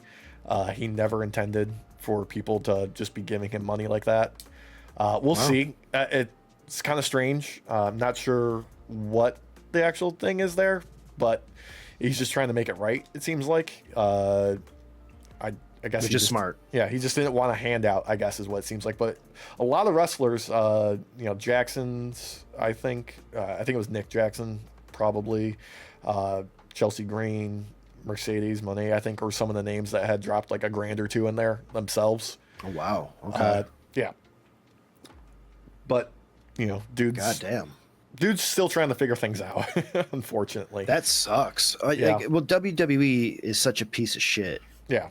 It's he himself expected. said that, they are paying for my physical therapy and medical, but it feels like the least they could do. Yep.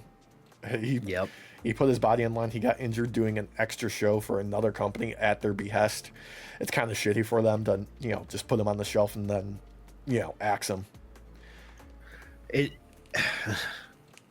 It's evil as fuck. Yeah. Yeah. Like, no joke. It's fucking evil. It's heartless. Yeah. And then in a currently developing story that is very confusing, and take it with a fucking pound of salt here. Don't really know what's fucking happening, but Nixon Newell and Miranda Elise made their debut for AEW last week as a tag team. They lost, which is unsurprising because when you come into AEW, you usually, like Tony, he likes to have people lose a lot in the beginning while the crowd get used to them, kind of pay their dues. Apparently at last night's Collision, an hour before showtime, they walked from the show. They were scheduled to have a match versus TJ. And luckily they were able to have some other local talent come in, fill the spot. Can't remember their names. Maybe I'll find that while I'm pulling this up. But Jobber 1, Jobber 2. Yeah. I think they're siblings, God. a couple of sisters who are wrestlers. Anyway, lot of back and forth of stuff of this. Both of Nixon Newell and Miranda Elise have been retweeting stuff on Twitter about their positioning on, taking a loss right in their debut and stuff like that. Rumors are circulating. Don't know what the fuck's going on. I know Miranda Elise posted on Twitter we have 5 extra O's, so much to say, leaving it vague.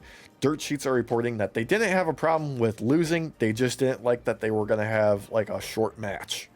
So don't know. I know Nixon Newell has kind of been out and about since she got released from WWE about she's having trouble getting bookings.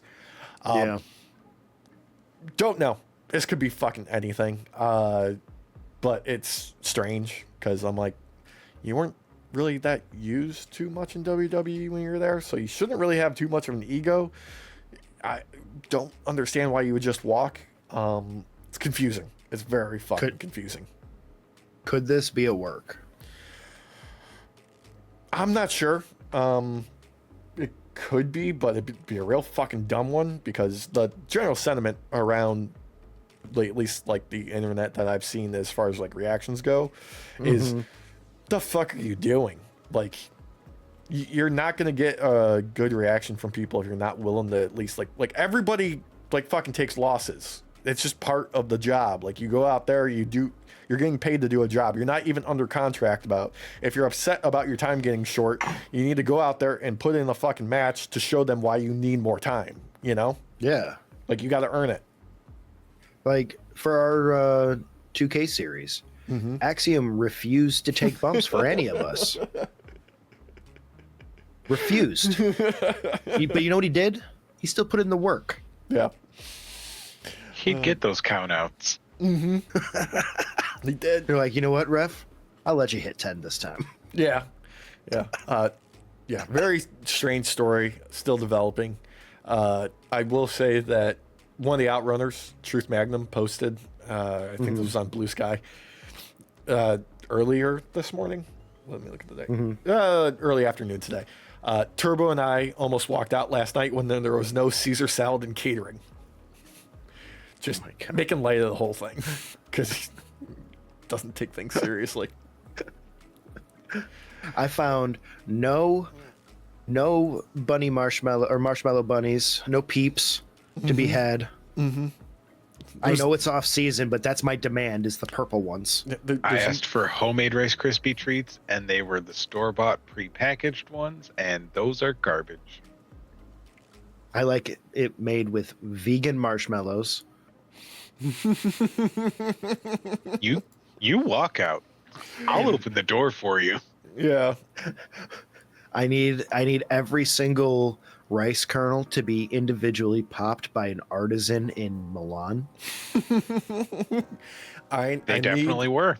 I need a 5-pound bag of M&Ms sorted by color by blind Buddhist monks. No, but on a serious note, my thought right now is I'm going to start working with ratios of Rice Krispies and Cocoa Krispies and see where that good ratio is. Ooh, Yo. that sounds good. All Cocoa Krispies is going to be way too much, so there's going to be a happy ratio in there somewhere. Yeah. All right, I'm going to call it right now. It's going to be a 60-40. It's going to be 60 About where I'm plain, starting. 40 Because cocoa. it's 6 cups, and I'm going to do 4 and 2. 2 cups of cocoa. Yeah. Okay. Because the reference I'm actually using is the first time I had to make a compote.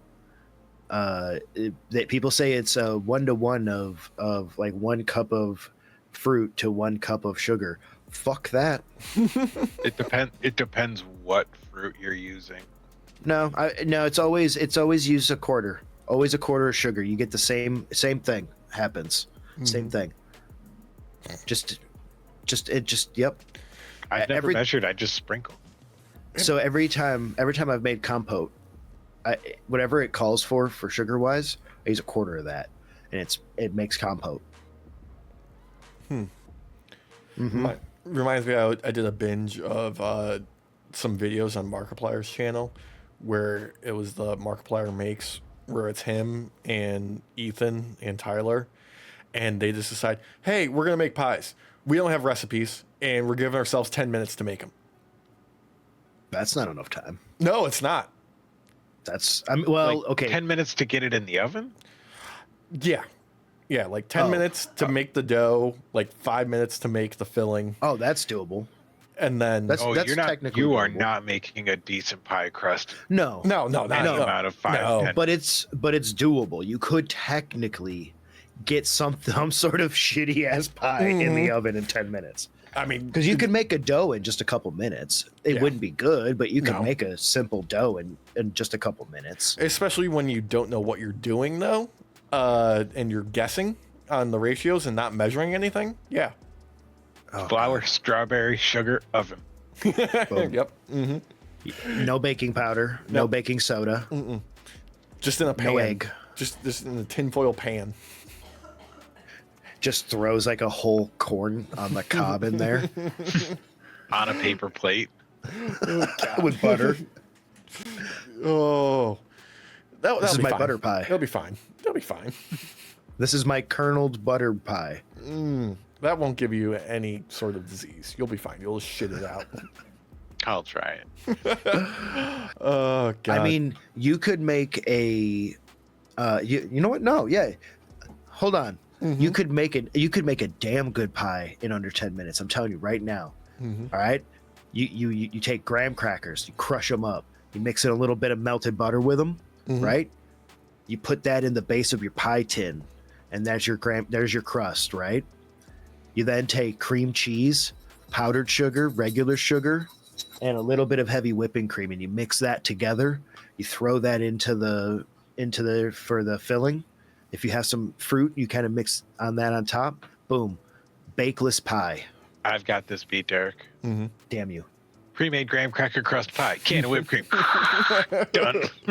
Smash in face. What? Got a point. No. Slice and enjoy. Oh, God. Oh, shit. I've been baking more lately, and I got lazy and was like, how do I make these same things but no bake? But no bake. What if baking without bake? What if I get baked and we eat bakeless? How do I make this less good is what I'm hearing.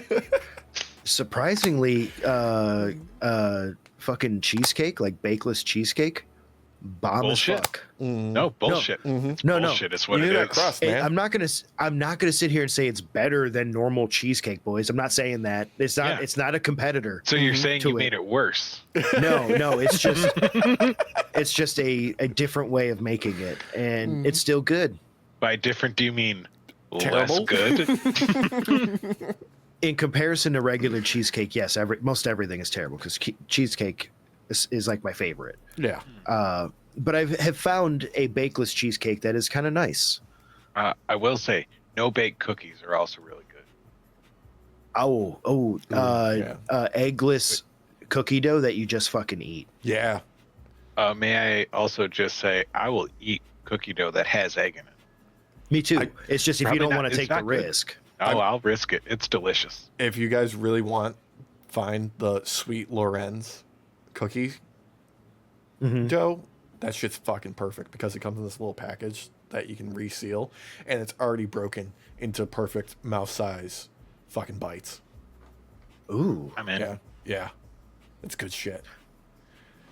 I have found it was a cookie dough, it was eggless cookie dough that also had eggless brownie batter mixed in.